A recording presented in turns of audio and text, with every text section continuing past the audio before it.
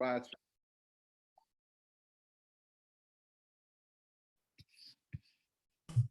Sorry about that.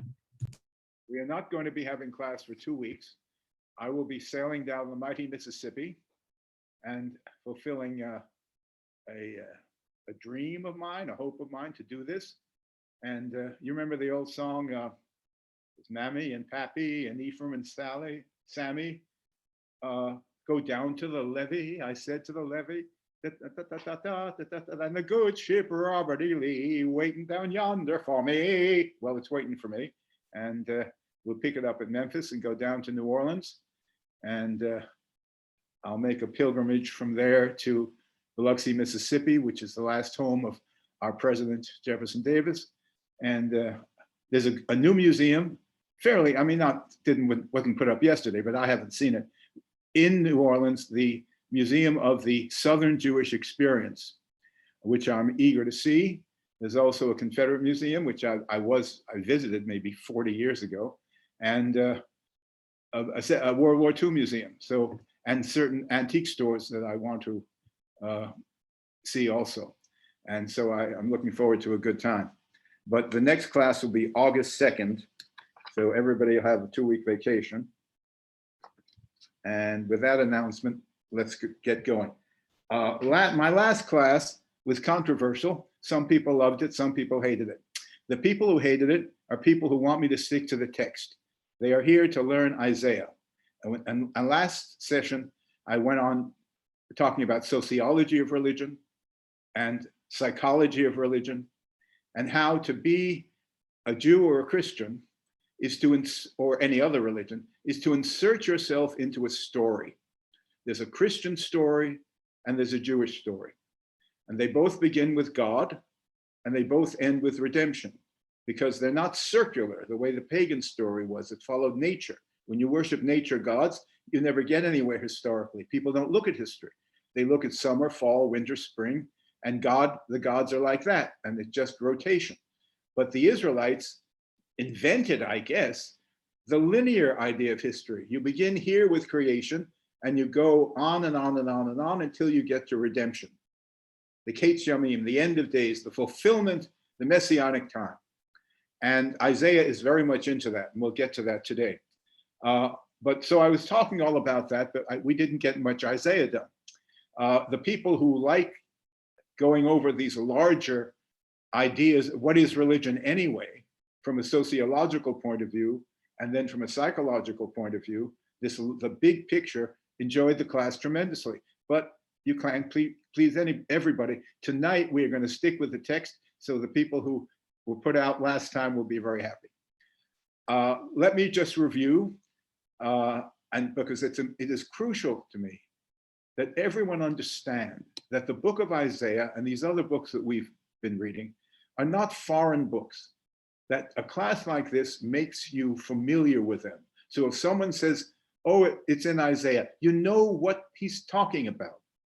And you remember this long book, chapter after chapter after chapter, in a way that is comprehensible. And what I have done with Isaiah of Jerusalem, who's responsible for the earlier chapters in Isaiah.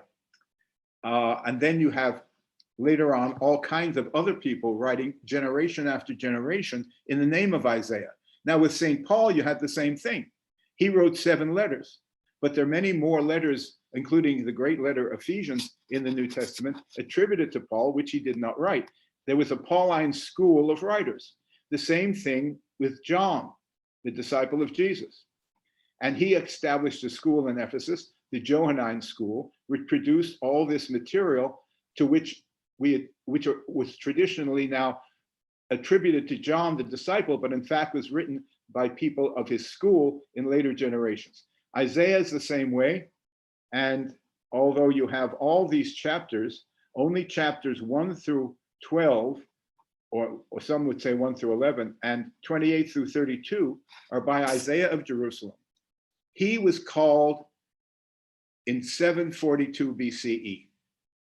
And I have arranged these chapters with 3 great events. It's a way of remembering and understanding all of this vast material. People open a book like Isaiah and they're just lost in the woods. You don't have to be ever again. Not after this class, if you retain what goes on here. And that's the value of an academic course in the Bible. Now, I know I go back and forth between teaching and preaching, and there'll be some preaching tonight because there's a lot of inspirational material here. But you have to know when it was written, why it was written, who was Isaiah, to whom was he speaking? Was he speaking to us today? Well, we still benefit from reading him. Some of his prophecies are very long range, but most of it is current events, his commentary on current events. So in 742, we know exactly the year that King Uzziah died. Isaiah is standing in the temple, which means he was a priest, because only priests could go in the temple. It wasn't like a big church or synagogue where anybody could go in. Only the Kohanim and the Leviim, the high priesthood and the lesser priesthood, could even enter the building. Everybody else was in the courtyard. They had a vast doorway that they could look in through it. If you go to KKBE congregation, magnificent building on Hazel Street in our holy city, they have an enormous door. When they open that door, you can look into the temple. And but imagine the door of the temple of Jerusalem was immensely larger. And everybody could see what was happening. There was an altar of gold in the middle of the floor with incense constantly filling the house with smoke. Then there was the great menorah, and about a 6-foot high gold menorah, a much more ancient sign of Judaism than the Star of David. The menorah may actually go back to Moses. And the ark, of course, behind a closed door, a golden door above at the end of a stairway, and gold all over the walls. I mean, it was an incredibly rich and magnificent building. But Isaiah was inside, and he is called by God in the year that King Uzziah died to go and preach to the people exactly, as Pedro says, what they don't want to hear, that they're sinful. It's a double sin. Number one, they're not really monotheists. The prophets are monotheists, but we have found that Isaiah and the other prophets are correct. All over Israel they have found idols.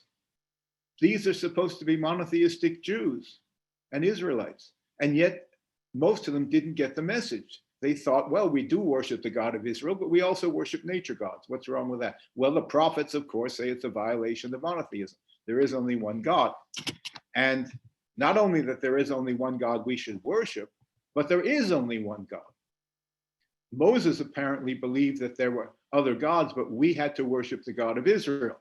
Mi chamocha ba'elim Adonai, the song of Moses, and it's probably genuine. This little song may be the oldest fragment or one of the oldest fragments in the Torah. And who is like unto thee, O Lord, among the gods? There may be other gods, but there's one for us. Where did he get that idea? I wrote in my dissertation many years ago, the PhD dissertation, he probably got it from the idea of kingship, earthly kingship, where the Egyptian would say, of course there's a king of Assyria, and of course there's a king of Moab, but we worship our Pharaoh and the gods of Egypt. Doesn't mean there aren't other gods, but it's called henotheism. We believe in one God, but there may be many others. All right, by the time you get to Amos, there is only one God.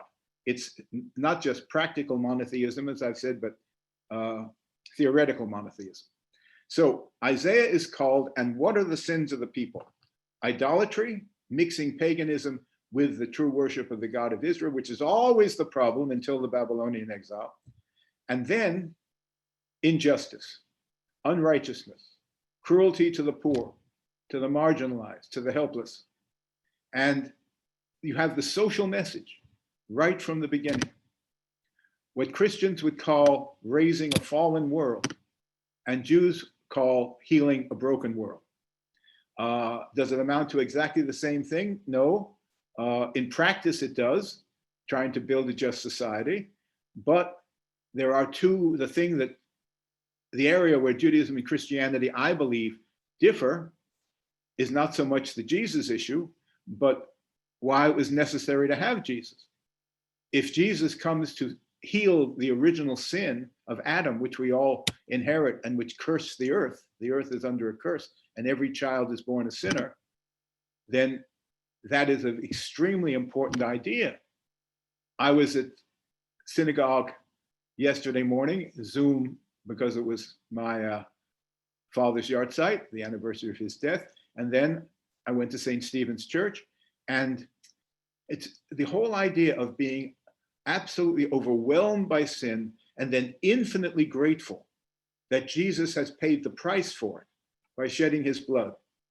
And it's very similar to the idea in the ancient temple that if you have a sin offering of an animal's blood, the sin is forgiven.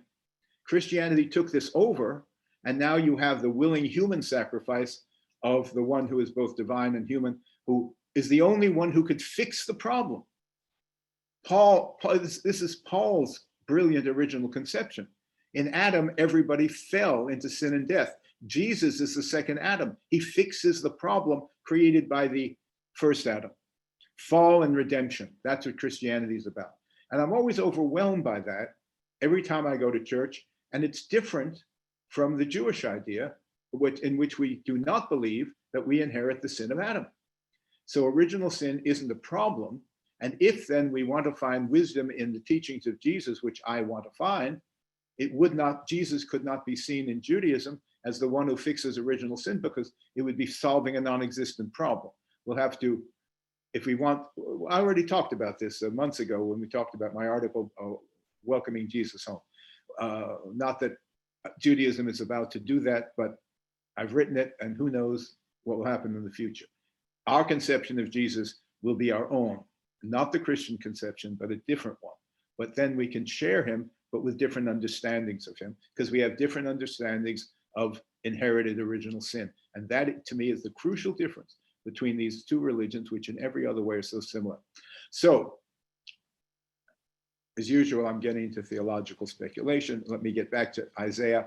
He's called by God, the people have sinned by unrighteousness and idolatry or religious syncretism, worshiping God and the idols, and he goes out to preach to them. And of course, God says the more you preach to them and try to correct them, the more they'll be worse. They won't listen at all.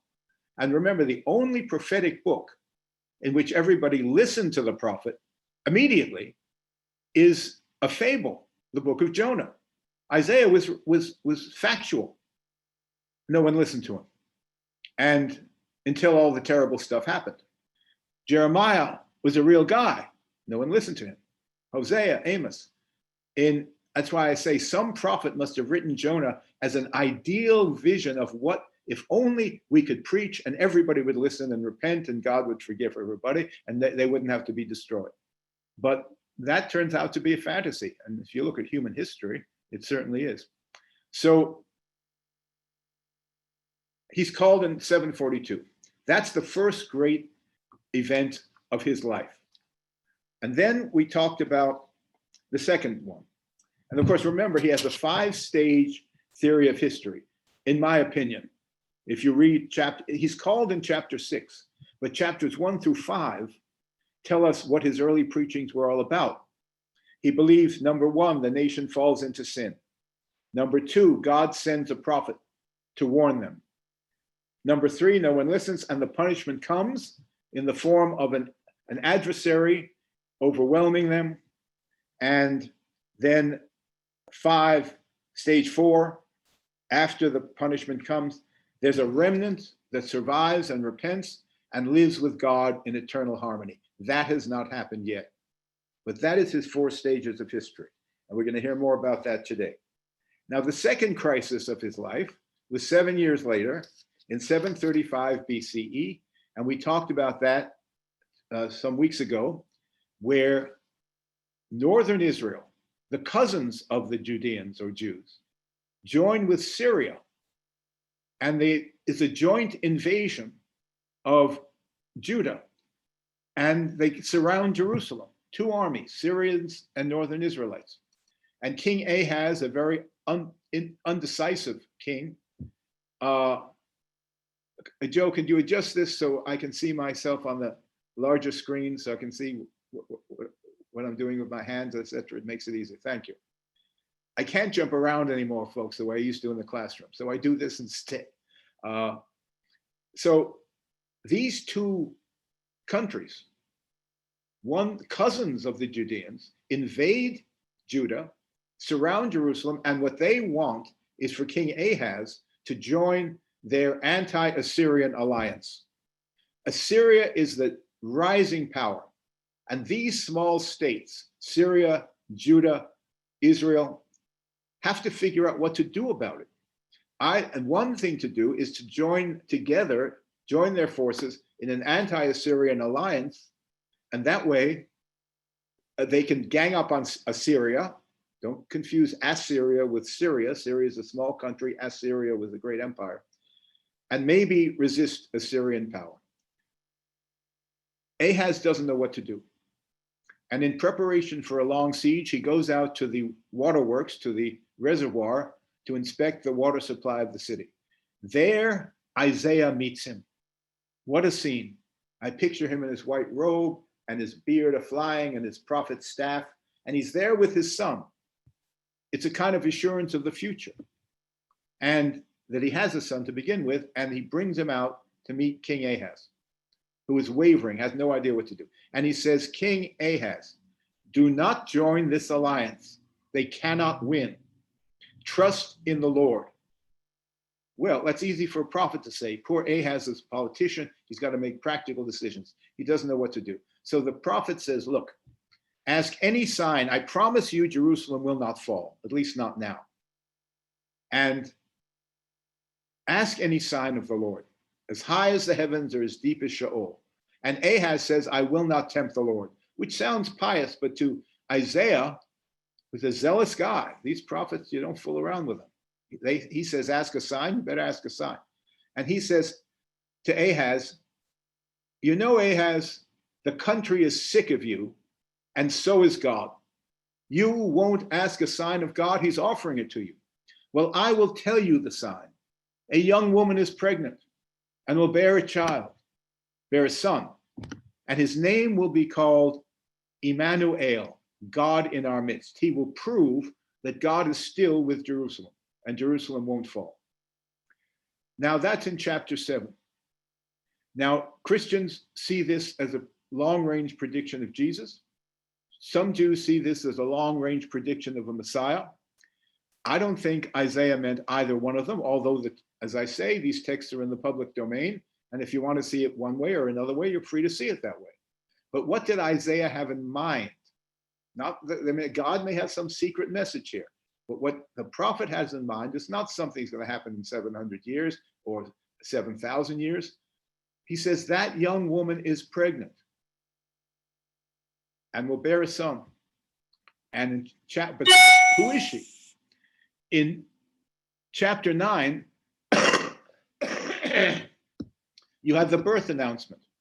He's Hezekiah, the son of Ahaz. And as much of a bust as Ahaz was as king, Hezekiah is one of the two kings who gets the complete endorsement of the Deuteronomic, the biblical writer. Of all the kings of Israel, only Hezekiah and Josiah were fully in accord with God's will. And he ruled over a peaceable kingdom, and the government shall be upon his shoulders. That's the king. So Hezekiah, and it says in chapter 9, unto us a child is born, has been born already. Unto us a son is given, and the government will be upon his shoulders. And his name shall be called, How Wonderful is God, the Redeemer of Israel. And that's what I think Hezekiah meant. I don't think it was a long-range Jewish or Christian messianic prophecy. We will see a messianic prophecy, a genuine one today in Isaiah, but I don't think that was it. So, and then when the Bible was translated into Greek, the word Alma, young woman, was for some reason translated virgin, and rather than young woman. The word for virgin is Betula, the word for young woman is Alma, but it became Parthenos in Greek. So the idea that if this is a long-range messianic prophecy, that the mother of this Isaiah, this Messiah would be a virgin, I think developed out of the Greek Bible, in which there is a translation here that Alma as virgin rather than young woman. But that's another issue. So that's the proof. If a new son is born and he's going to have a long and glorious reign, and it's described in the book of Kings, we went through that. Hezekiah did have such a reign, and he is predicted, and that will show that God is still with the house of David and still with Jerusalem, and Jerusalem will not fall. So that was in 735 BC, and everything Isaiah said is correct. He said, by the time this kid, Hezekiah, knows right from wrong and is responsible as a man in the community, and today that's 13 years old, and it fits here because if the prophecy was given in 735, and in 722, Syria and northern Israel were overrun by the Assyrians, and that's what the prophet says. By the time this kid knows right from wrong and is a person of moral discernment, the two kingdoms, Syria and northern Israel, before whom you are frightened, King Ahaz, will disappear. And they did. And they became sucked up by the Assyrian Empire. That happened in 722 BCE. Now, so we've gone over 742, his call, and then the crisis of the dual invasion of 735. And now the next thing, of course, that's going to happen is 722 BCE, when in fact, a lot of these prophecies came true. And, whether a prophecy is a divine message or a man of discernment, I don't want to call a prophet a guy, but all right. A man of discernment can look at the newspapers and see what's going to happen and say, I'm betting on Assyria. And I predict they're going to overwhelm everything. Well, is that a divine message or just common sense? I don't know. But it's presented as a message from God. And in 722, it happened. Northern Israel was taken captive, but Judah in the south was left alone for the time being. So during that time, around 722, today we're going to read the various prophecies of Isaiah as the worst thing happened to northern Israel. As Amos had predicted, they were swept away as a nation. But as Hosea had predicted, there would be a remnant, and they fled to Judea and became part of the southern Jewish kingdom.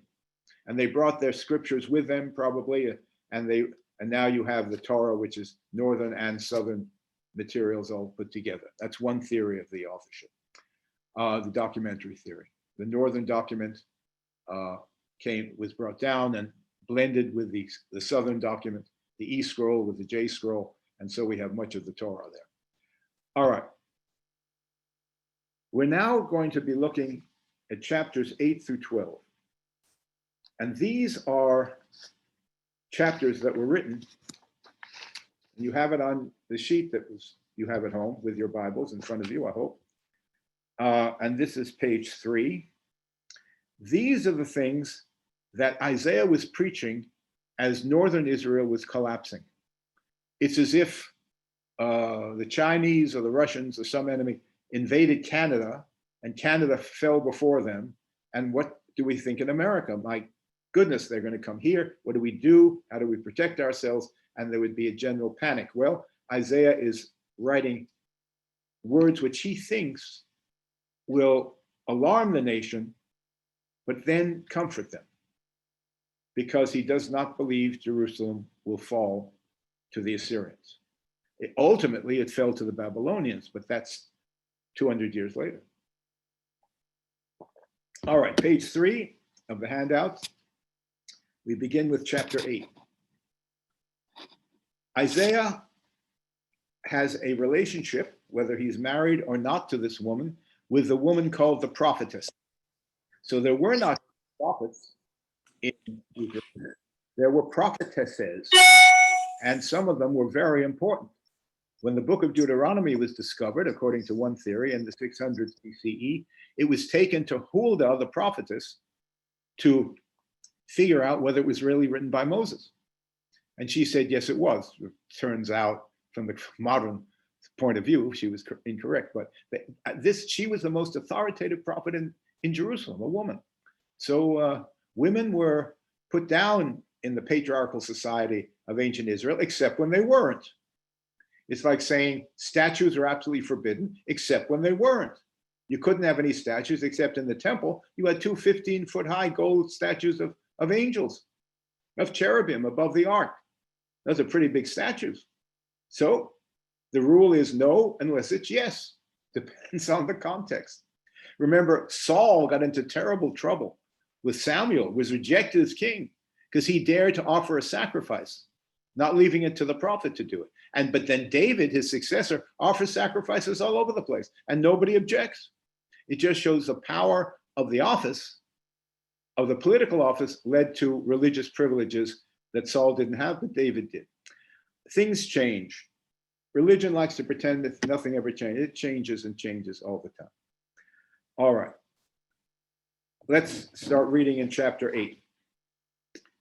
He has a relationship with the prophetess. Given the rules, I suppose she was his wife. That's quite a family, a prophet married to a prophetess. Then the Lord said to me, chapter 8, verse 1, take a large tablet and write upon it in common characters, so everybody can read it, belonging to Maher Shalal Hashbaz. I can't figure that out, but it has been figured out that it means the spoil hastens. Destruction is coming. And he names his poor child this. Whether it's an actual name, I mean, he said Emanu-El will be the name of King Hezekiah, but his name was really Hezekiah. He will represent God with us, Emanu in our midst, El. So the spoil hastens. The kid was probably named Jim or Bobby, but this is what he represented. The spoil hastens. And I got reliable witnesses to witness the naming of my son. Verse 3, and I went to the prophetess, and she conceived and bore a son. He named the boy before he was even born. Then the Lord said to me, call his name, the spoil hastens. And before this child knows how to cry, mommy or daddy, the wealth of Damascus, that is Syria, and the spoil of Samaria, that is northern Israel, will be carried away before the king of Assyria. Well, it's happening almost simultaneously. This doesn't say in 13 years when the fellow has a moral discernment. It just says before he can even say mommy or daddy, this is going to happen. Is it a prophecy or just an observation of current events? Whatever it is, it happened in 722, and Isaiah is talking about it. And verse 5, after that revelation, the Lord spoke to me again. And he says, and this is beautiful poetry, even though the assurances are pretty grim. The Lord spoke to me again, verse 5, because this people have refused the waters of Shiloah and flow gently and melt in fear before Rezin, the son of Remaliah, that's the king of northern Israel. And therefore, behold, the Lord is bringing up against them the waters of the river, mighty and many. Who's represented by the waters of the river? The king of Assyria and all his glory. And it will rise over all its channels and go over all its banks, and it will sweep into Judah. It will overflow and pass on, reaching even to the neck. And its outspread wings will fill the breadth of your land, O Emanu-El. So when the Assyrians invade, they will take away northern Israel.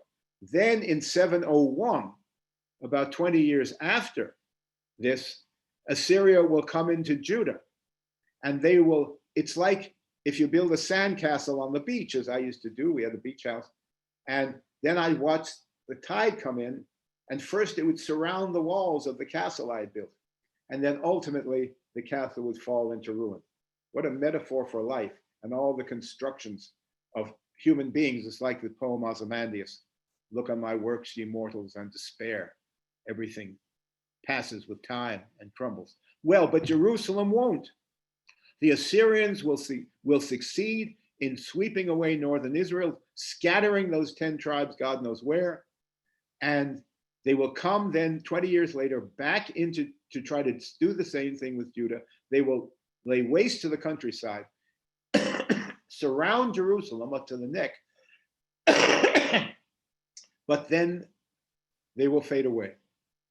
But it's a terrible prediction, and yet a wonderful one, because Jerusalem will not fall, he says in 701, and it did not. And next time, in 3 weeks, we will read about that extraordinary invasion and how it ended with a miraculous salvation of Jerusalem, and convince people more than ever that Jerusalem was eternal and couldn't fall. And it will sweep into Judah, will overflow, reaching even to the neck, the walls of Jerusalem, and then it will pass away. The Assyrians will go back where they came from. So that is another one of his prophecies, and which happened. Again, is he reading current events, or is he getting messages from God, or both?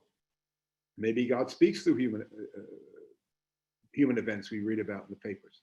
He speaks through history, at least for Jews, not so. It's through nature, of course. We believe nature is the creation, and so we look upon the skies and this beautiful, glorious world, and we say this is evidence of God. But Jews have generally looked to history more than to nature, and I think Christianity picked that up and even ran with it, because Saint Jerome, a great scholar, you always see beautiful medieval paintings of Saint Jerome or Renaissance painting. He's among the rocks, and his face is in the Bible. And he said, God is revealed here in Scripture, and you don't look to nature. I think he worried about the pagans who worship the gods of nature. So, sola scripturis. You have this idea in Christianity, among Protestants, especially Luther and Calvin, that God is revealed in the text of the Bible. And you start bringing in other texts, or you start bringing in natural wonders that you admire, danger, pagan danger. So, and the Torah, of course, for Jews is this sacred document. But I think the Jews had a more positive idea of the world than Christians do. T.S. Eliot, great Christian theologian, as well as great poet, talked about the world, the flesh, and the devil. Very much in the Christian tradition, the world is a bad place, and you've got to steel yourself against it. Paul said, put on the breastplate of salvation, the helmet of righteousness, and go out and fight the evil world.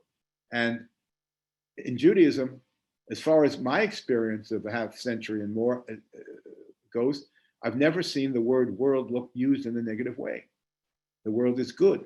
Well, this, of course, has to do with how you interpret the verse right after Adam and Eve are thrown out of Eden, when God says, cursed be the earth because of you. In sorrow will you earn your bread until you return to the dust out of which you came. Very negative view that the earth is cursed. And Paul said, when Adam sinned, sin and death spread over everything. The whole world fell, not just Adam and Eve, not just the human race. The whole thing is cursed and then redeemed by Christ. How great the fall, and how great the redemption. In Judaism, those verses are just interpreted in a much less comprehensive way. And just say, well, it says that cursed be the earth means it's not going to be easy to be a farmer. A lot of rocks and other stuff you're going to get rid of, and then the sweat of your brow you will earn bread.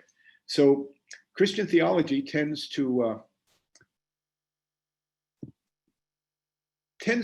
I'd say, a grander view. In Judaism, the verses are often interpreted just in terms of the specifics of the time. In Christianity, they're taken to be a larger statement, like the earth is cursed and all this, if you follow Paul's ideas, which most of Christianity does. And is the earth bad or good? Well, water is very good unless you have a flood. And the sun is wonderful unless it parches everything and destroys all the crops. The earth can be good or bad if you want to look at it morally. So as usual, there's truth in both traditions.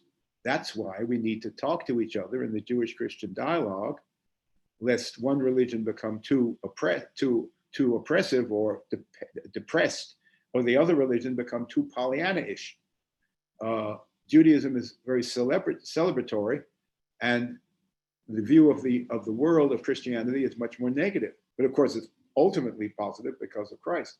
but the world needs to constantly be redeemed. That's true in Judaism, but it's not, what I'm trying to say, it's not to the same extent. So often the same doctrines are there, but Christianity and Judaism look at it with different emphases. Justice, or is it mercy? Is the ball of the moral universe in our hands? He gave us the Torah, now we have to do stuff, we have to keep it. Or is it constant grace from God through Christ that enables us to do this? The two interpretations. And just because one may be right, the other one doesn't have to be wrong. You know, it's what's going on in the Middle East. How easy it would be if one side were right and the other side were wrong. But that's not true. Two peoples have a claim on Israel or Palestine. And each people believes that those claims are legitimate. And it's all interpretation. It's all interpretation. We're looking at one book which says, I give Israel to the Israelites. That makes sense. And they're looking at another book and conclude that there shouldn't be Christians or Jews in the Middle East. It's a Muslim area where the Prophet set up his holy cities of Mecca and Medina, and it should be for Muslims. Who's right? Who's wrong? Can't they learn to share the earth? Apparently not, but we can hope someday. I'll never live to see it, but someday. But it's not as if one is right and one is wrong. All right. Now, he predicts that the Assyrians will sweep into Judah, devastate the countryside, and yet Jerusalem will be miraculously saved. And in our next session, we'll see that's exactly what happened. An extraordinary event. And Byron wrote a poem about it, which I will read. Beautiful poem. He wrote Hebrew melodies. He was very taken by Jewish history. You're frozen. Pardon me? Can you hear me? Joe? Yes, I can hear you. Am I unfrozen? Yeah, you're fine. I thought somebody said it's Rosen, so that Byron didn't write the poem, but Robert Rosen wrote it. He didn't write that poem. All right.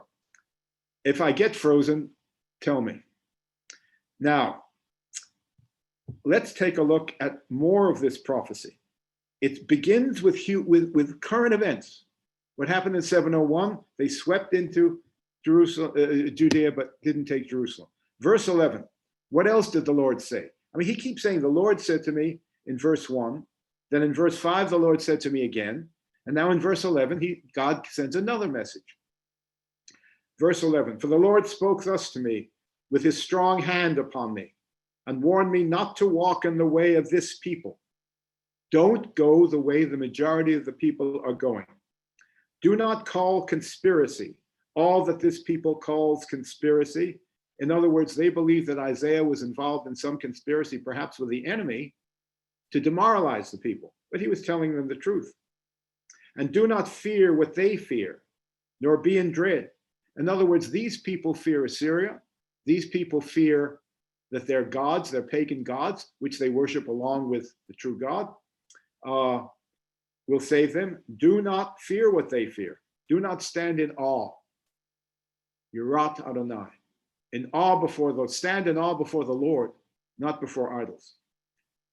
Verse 13. But the Lord of hosts, Adonai Tzebaoth, in him you shall regard as holy. Let him be your fear, your awe, and let him be your dread. If you want to be in awe of something, be in awe of the true God. And look at the beauty of the next line.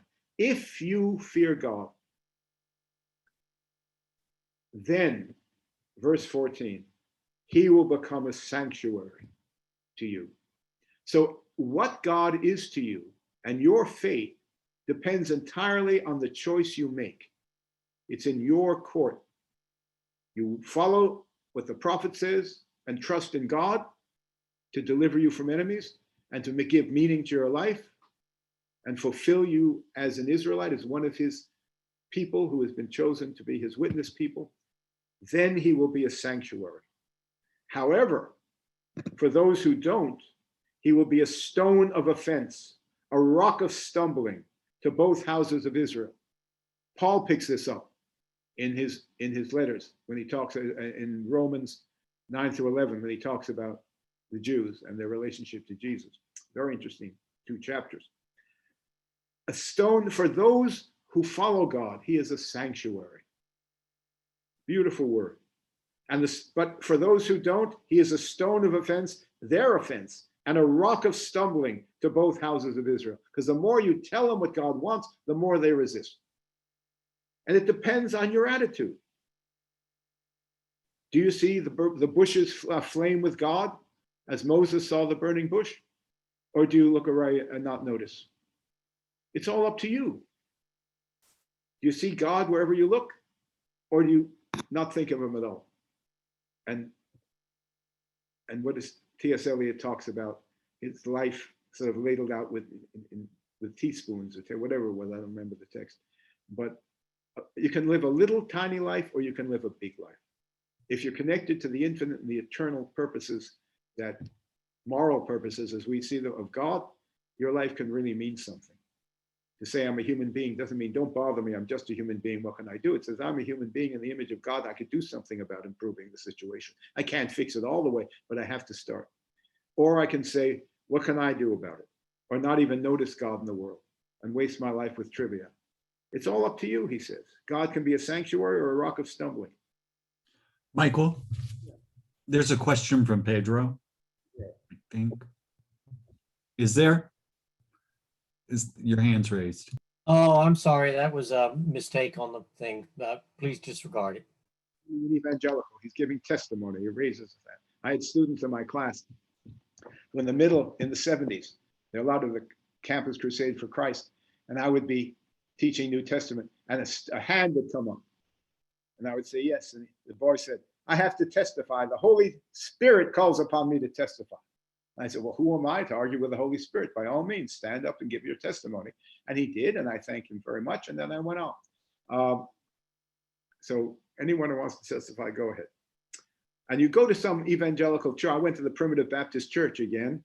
And oh, it's wonderful. A totally unorganized service. Totally different from the Episcopal service and the conservative or Reformed service that everything's read from a book and is very orderly. This was wild stuff, but wonderful, because everything was from the heart, everything extempore. All right. He will become a trap and a snare to the inhabitants of Jerusalem, and many shall stumble thereon, and they shall fall and be broken. They shall be snared and taken. God is Sur Yisrael. In one of the most dramatic moments in the conservative and Orthodox synagogue, we sing in the morning service, Sur Yisrael, Kuma be'ezrat Yisrael, Rock of Israel, arise and save Israel. And when you say it, the whole congregation stands up when you say, arise. And Adonai Tzuri v'goali, he is my rock and my salvation. So that playing on this idea here, Isaiah, is of God as the rock. Why do we connect God with the rock? Because a rock is the most long-lived thing we have in the earth. And God is eternal. So we call him the rock of our salvation. We wouldn't call him the mushmash of our salvation. So, but this rock could be a stumbling rock if you don't stand on it and say, here I stand. You'll stumble over it. It all depends on you. The same God who sent the flood to flood an evil world is the one whose hand gently closed the door of the ark. And when Noah and the animals were in there and saved them, it all depends on, do you respond to God like a Noah or like a sinner? Now, all of this teaching from verse 11 to verse 12, which sums up what he wants people to do, to repent and come back to God, was given in a scroll, apparently. Jeremiah had a scroll, and Isaiah did too, as we have the Torah scrolls today. And he started a school which lasted generations. And here is the evidence of it. Verse 16, the founding of the Isaiah school. Bind up the testimony, seal the teaching among my disciples. I will wait for the Lord, who is hiding his face. This became quite a controversial idea during the years of suffering of Jews, especially in the Holocaust, is God hiding his face. Elie Wiesel, in his book, Night, transformative book, what happened to this little teenage boy raised on the Torah and the Talmud and goodness and righteousness. He ends up in Auschwitz and sees his father and his mother and his sister just slaughtered.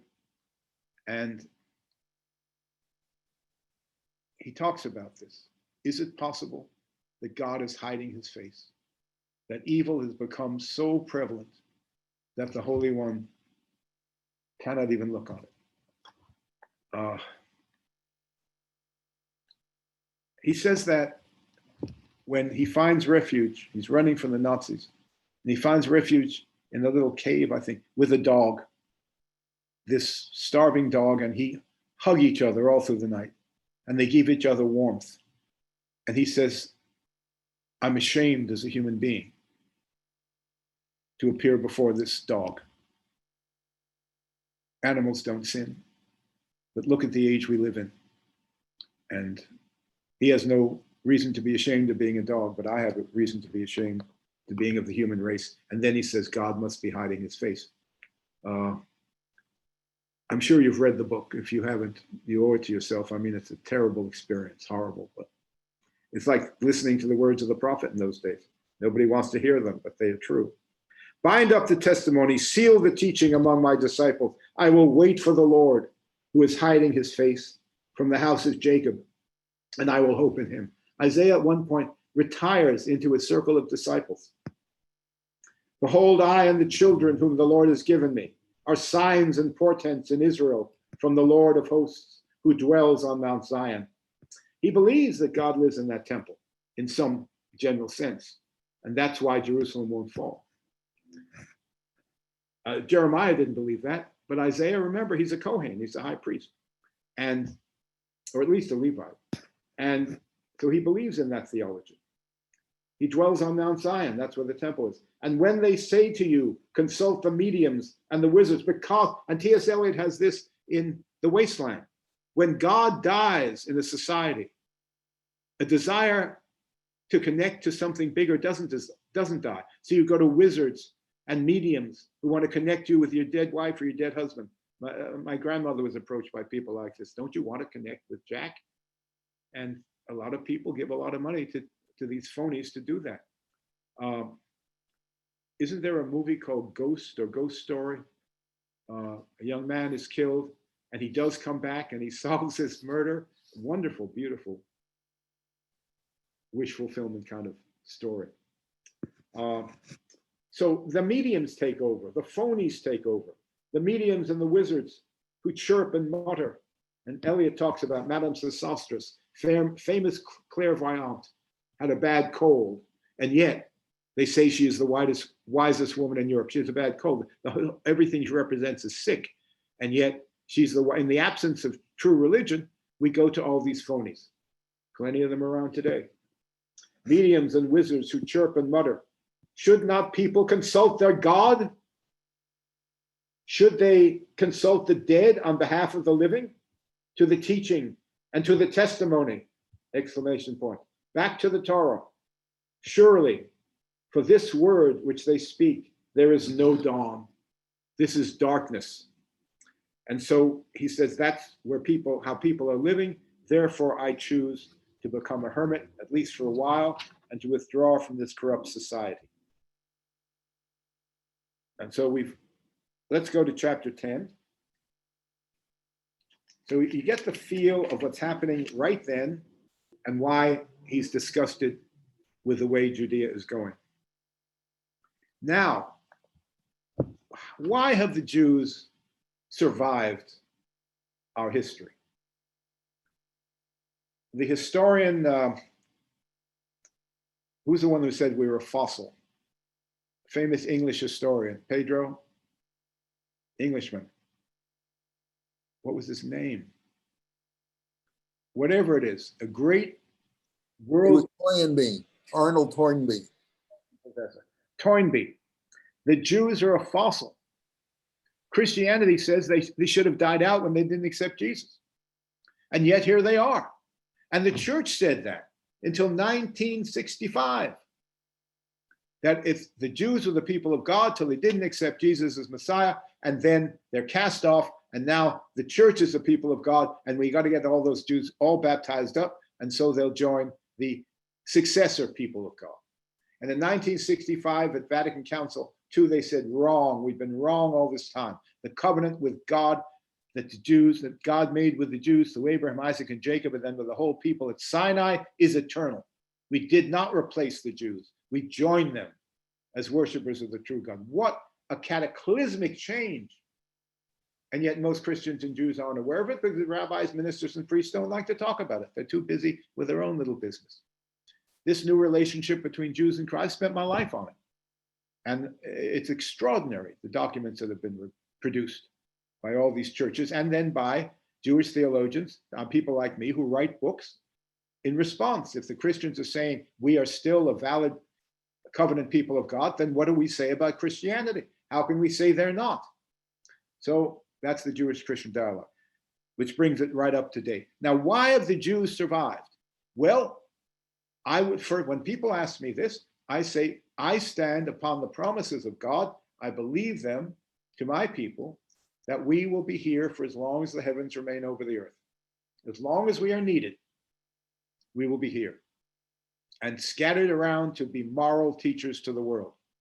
That there are plenty of corrupt Jews and plenty of crooked Jews and plenty of Jews who don't bother. But among the Jewish people have been some of the greatest benefactors of humanity. And whenever that happens, we are fulfilling our job. Now, that's a divine answer, a theological answer. I believe it. But a matter of faith, I can't prove it. But there's a practical answer, and it's here. The Jews worked out a theory of history that was quite unique.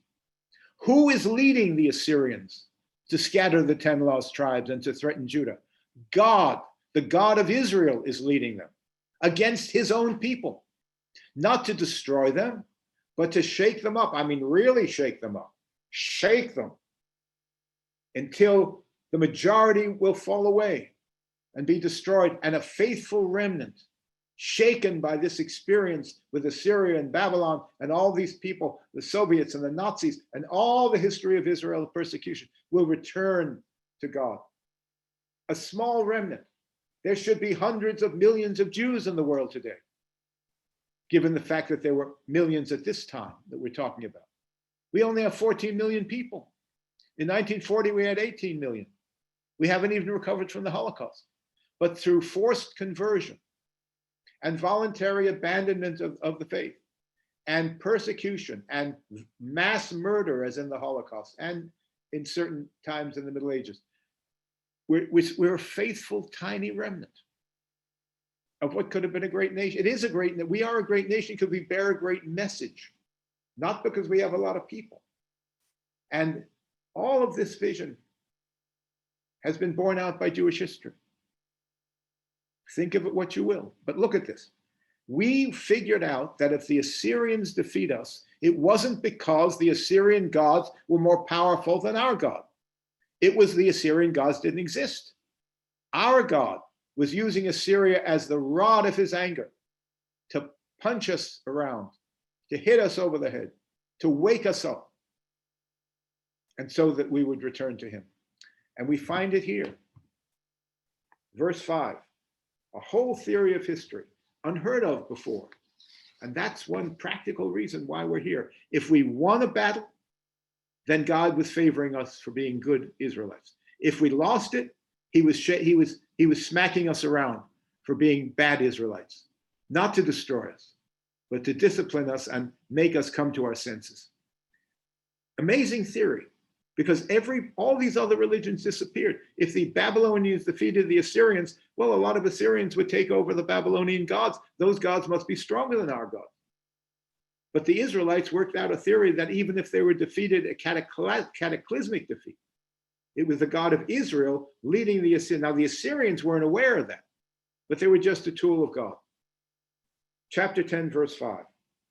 Ah, Assyria, the rod of my anger, the staff of my fury, against a godless nation. That's the Jewish nation, I send him, Assyria, and against the people of my wrath, I command him to take spoil and seize plunder and to tread them down like the mire of the street. But Assyria doesn't understand this. They're not doing it out of obedience to the God of Israel. That would never occur. They'd just be doing it to destroy. Verse 7, but he, Assyria, does not so intend. In his mind does not so think. But it is in his mind to destroy and to cut off nations, not a few. In other words, it wasn't only Israel that was destroyed by Assyria, but many small nations in that area. And they said, it's my strength that did this. Nothing to do with God. It was just brutality. But unknowingly, they were God's agents. And because of that theory, Jews could live through terrible defeat and emerge just as strong in some sense. In our own day, Auschwitz, 3 years later, the restoration of Zion. We're counted out constantly, and we come back. And of course, the pattern is also with Jesus. Counted out, put in the tomb, crucified. 3 days later, it's back. Any religion has got to deal with tragedy. And if it can't fit the tragedy into its self-understanding, it will die.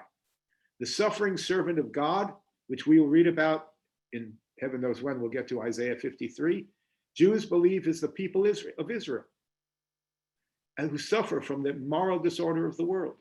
And Christians believe is Jesus, who suffers for the sins of the world. Both theories work, as usual. But suffering, if you put in, God said this to Abraham. Abraham had a nightmare. And our God said, I tell you that your people will suffer 400 years in Egyptian slavery. And then they will come out with great glory.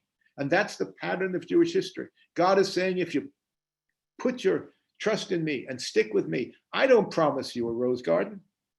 You had it in the Garden of Eden and lost it. I promise you struggle and suffering when evil people come to power. Who are the ones who suffer?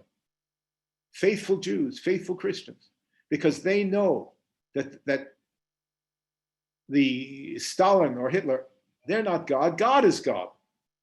And the dictator can't stand that.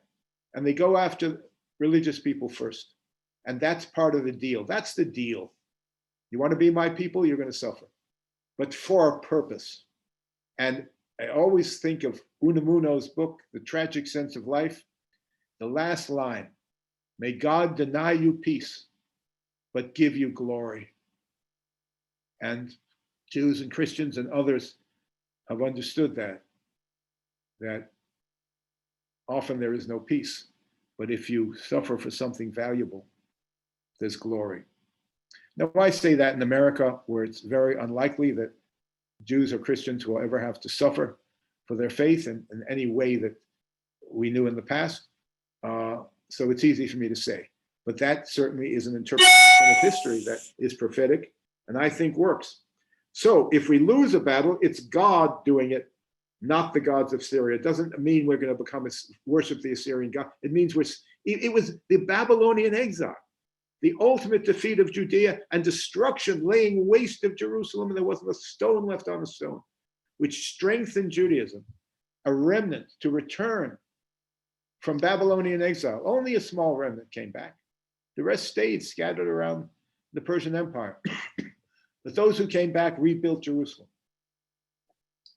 and gave us all, Jews and Christians, a future and a continued right to say, God is my rock of salvation. Those people who came back to a ruined Jerusalem. Well, in the 19th century, Jews began to go into Palestine, a desert, and made it bloom. Israel is the only country where every year there are more trees than there were the year before. That's something amazing and symbolic. All right, so the Assyrians are the rod of God's anger. Continue it into verse 9. Is not Samaria like Damascus, that is northern Israel, full of Israelites, but isn't it like Syria? As my hand has reached to the kingdoms of the idols, whose graven images were greater than those of Jerusalem and Samaria, says God, I've allowed the Assyrians to destroy all these pagan nations. Shall I not do to Jerusalem and to her idols as I have done to Samaria and her images? Eventually, Jerusalem will fall, but not yet.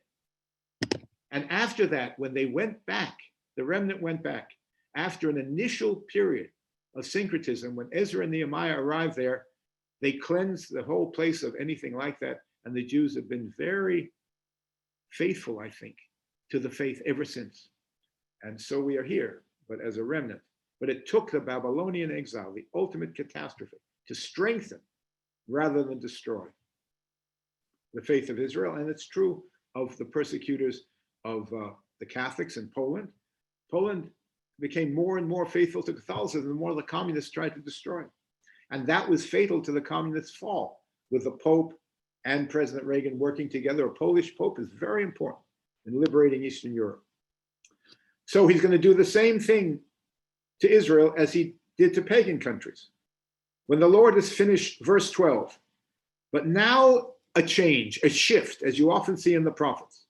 He's talking about the destruction of the wicked among the Jews and the northern Israelites. And now he changes in verse 12. When that's all over, what's going to happen? He's looking beyond the destruction. When the Lord has finished all his work on Mount Zion and on Jerusalem, meaning allowing it to be destroyed, as it was by the Babylonians finally, he will then punish the arrogant boasting of the king of Assyria and his haughty pride. For that king says, by the strength of my hand I have done it, and by my wisdom I have understanding. I have removed the boundaries of peoples and have plundered their treasures like a bull. I have brought down those who sat on thrones. And the king of Assyria did that. But he doesn't know it was through power given to him temporarily by God. And now there's a question. Verse 15. Shall the axe vaunt itself over him who hews with it? Or the saw magnify itself against him who wields it? Somebody want to volunteer in this metaphor? What is the axe, and who is the one who hews with it? And what is the saw, and who is wielding the saw?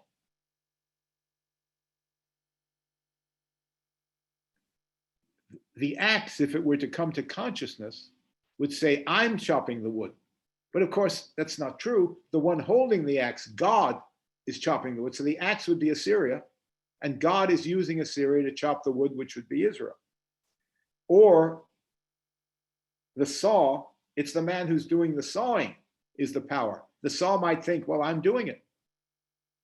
It's like Spinoza says, if a ball were to come to consciousness in mid-flight, it would imagine that it had propelled itself, when of course the one who threw it has done that. So shall the clay question the potter? We have a whole thing in Rosh Hashanah about we are wax and God is molding us. We are clay and God is the potter. And so we shouldn't think that we have power. It's all from God. And therefore, because of that arrogance and what they did to God's people, even though it was part of God's plan, it's like in the New Testament, Judas being cursed for betraying Jesus, even though it was part of God's plan. Without Judas betraying him, he wouldn't have been arrested. He hadn't been arrested. He wouldn't have been tried. He hadn't been tried. He wouldn't have been found guilty. He had not been found guilty. He wouldn't have been crucified. He had not been crucified. He wouldn't have died, at least in this kind of sacrificial death. Well, he wasn't immortal, according to Christianity. He didn't have to die. That's a difference. A human being can give his life for a great cause. But even if he doesn't, he's going to die anyway. If Jesus is who Christians say he is, then he was immortal. He wasn't going to die. He didn't have to. He chose to do that because of why he died and what his blood would accomplish, according to Pauline theology. Fascinating stuff.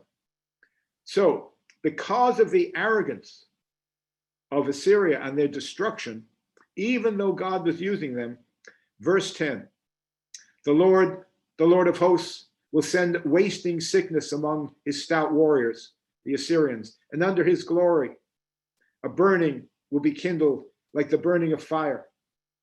And the light of Israel, the Assyrians will be consumed by fire, but the light of Israel will become a fire, and his Holy One a flame, and it will burn and devour his thorns and his briars in one day. The glory of his forest and of his fruitful land, the Lord will destroy, that is Assyria, both soul and body, and it will be as when a sick man wastes away. The remnant of the trees of his forest will be so few, that the light, a child can write them down. So Assyria will come to utter destruction, but the light of Israel will shine. And then he picks that theme up in verse 20. What will the Israelites look like after all this horror and all this destruction? In that day, the remnant of Israel, the remnant again, and the survivors of the house of Jacob will no more lean upon him that smote them, Assyria, and trust in foreigners, but will lean upon the Lord, on the Holy One of Israel in truth. A remnant will return, the remnant of Jacob, to the mighty God. Now look how prophetic this is. For though your people Israel be as the sand of the sea, only a remnant of them will return. Destruction is decreed, overflowing with righteousness. Destruction will come, but righteousness will triumph. For the Lord of hosts, will make a full end. He will do the work of history, will be completed as decreed in the midst of all the earth. So the ultimate message is redemption. But you've got to go through the suffering. In Christianity, they say, no cross, no crown. You've got to go through suffering to get that crown. And in human life, I think that's true too. Verse 24. Therefore, thus says the Lord of hosts, O my people who dwell in Zion, be not afraid of the Assyrians when they smite with the rod and lift up their staff against you as the Egyptians did.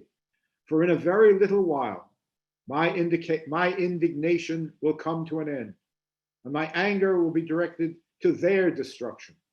And the Lord of hosts will wield against them, the Assyrians, a scourge, as when he smote Midian at the rock of Oreb. And his rod will be over the sea, as he will lift it, as he did in Egypt. And in that day his burden will depart from your shoulder, and his yoke will be destroyed from your neck. Free at last. Free at last. So all of this will end for the righteous remnant in a redemption. And once that happens, now if we attribute chapter 11 and 12 to Isaiah, which Meherman and the original Isaiah, we're moving now from current events to the Assyrian destruction soon to come, then the destruction of Assyria, then the return of the remnant of Israel to God. Does that mean a return to Zion, to Israel? Well, it may mean that. Many people think so, and many people think what happened in 1948 is the fulfillment of this. But in any case, I'm not going to judge that, but it's a return to God. And now verse 11, chapter 11 and chapter 12, we're going to conclude with this. Isaiah now moves from current history and a little bit into the future, which may be when they returned from Babylonian exile. If he had that in mind, who knows? Some restoration to the distant future, the Ketz Yamim, the end of days. That's why the Mormons call themselves the Church of Jesus Christ of Latter-day Saints. We live, they believe, in the latter days, and one of the signs was the restoration of Israel. And Jesus says in the New Testament, when you see the fig tree putting forth its blossom, you will know he is near.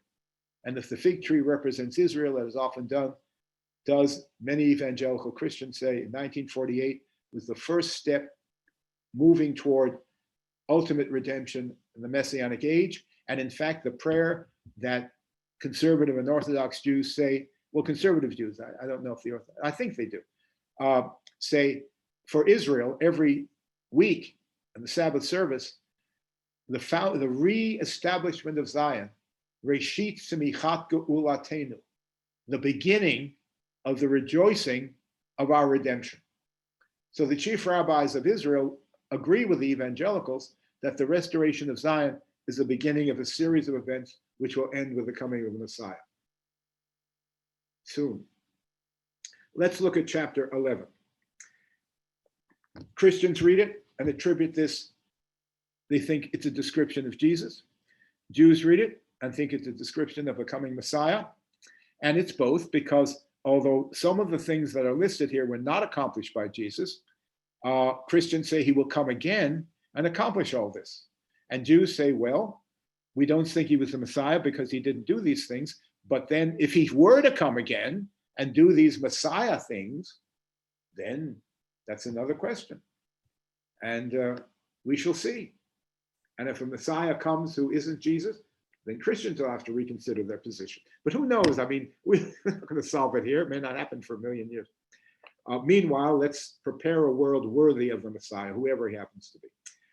And now this gets very inspirational, because you can't read it except through the heart. It's so beautiful. Chapter 11. There shall come forth a shoot from the stump of Jesse, and a branch shall grow of his roots. And the Spirit of the Lord shall rest upon him, and the Spirit of wisdom and understanding, the Spirit of counsel and might, the Spirit of knowledge and the fear of the Lord. And his delight shall be in the fear of the Lord. So out of the family of Jesse, the father of David, will come a Messiah. He shall not judge by what his eyes see, or decide by what his ears hear. He won't be misled by appearances. But with righteousness he shall judge the poor, and decide with equity for the meek of the earth. Always the prejudice toward the marginalized and the powerless.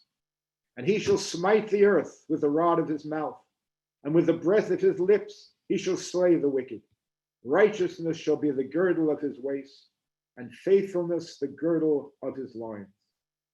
The wolf shall dwell with the lamb, and the leopard shall lie down with the kid, and the calf and the lion and the fatling together, and a little child shall lead them. The cow and the bear shall feed, their young shall lie down together, and the lion shall eat straw like the ox. The sucking child shall play over the hole of the asp, and the weaned child shall put his hand on the adder's den. They shall not hurt or destroy in all my holy mountain, for the earth shall be full of the knowledge of the Lord, as the waters cover the sea. That's one of the most magnificent passages in all literature, and the ultimate hope of the whole Jewish and Christian world, that someday this is the world, the peaceable kingdom that we shall see. Now, when that happens, by God's grace, what will the response of Israel be? Chapter 12. You will say in that day, I will give thanks to thee, O Lord, though thou wast angry with me, thy anger turned away, and thou didst comfort me. Behold, God is my salvation. I will trust and will not be afraid, for the Lord God is my strength and my song, and he has become my salvation. With joy you will draw water from the well of salvation, and you will say in that day, give thanks to the Lord, call upon his name, make known his deeds among the nations, proclaim that his name is exalted. Sing praises to the Lord, for he has done gloriously. Let this be known in all the earth. Shout and sing for joy, O inhabitant of Zion, for great in your midst is the Holy One of Israel. That is the glorious vision of the Bible for the future of humanity. The ultimate vision of us, the peaceable kingdom, the lion shall lie down with the lamb. And I used to have two little beanbag characters on my desk in my office at the university, the lion and the lamb together. And that's the hope of all of us. And that's the Bible's vision, is one of hope and ultimate salvation for everyone. But it's not going to be an easy path. And it's not our work. The Talmud says famously, it's not your work to finish the work of salvation, but it also is not your choice to not start doing it. So every one of us is a laborer in the upbuilding of the kingdom of God. And that's where we are now, somewhere on that trajectory from creation to redemption. And our job is, in the little life that we have here, to push forward toward the redemption. And that's where the Abrahamic religions all agree. And it's also true of Buddhists and Hindus in their way to perfect the world. And they have very different understandings of that, but in the Abrahamic faith, we're pretty close. Well, all right, we're going to stop there and we'll pick it up in 3 weeks when I return from sailing on the mighty Mississippi. And are there any questions at this point or comments? Now's the time. I don't see any. My concern is that everything be clear. As I said, that you be familiar with this book, it not be alien territory. And I hope that this class is successful in doing that. The Bible is not some foreign land. It is written for us and for our instruction and for our historic understanding as well. Intellectually and spiritually, it is the foundation of Western civilization. And so the more we know about it, the more we understand that civilization itself, in which we live. So I will see you in 3 weeks. I wish everyone well. Delighted you came. And we'll take it up with Isaiah's last great 701.